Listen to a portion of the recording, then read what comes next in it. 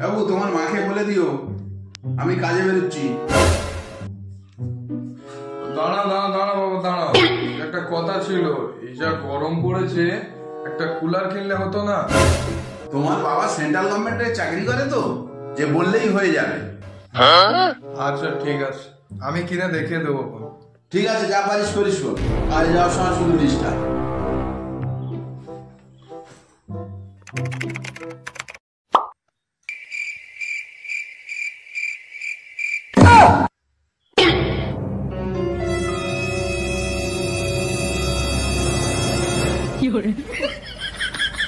এই তুই কুলারে কোথায় পেয়েছিস?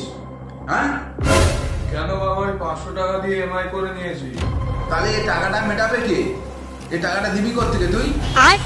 না বাবা, 3 মাস ধরে টাকা দিতে পারো, 3 মাস পর তারা কুলার নিয়ে চলে যাবে, আর 3 মাস পর তো গরম এমনিই কেটে যাবে।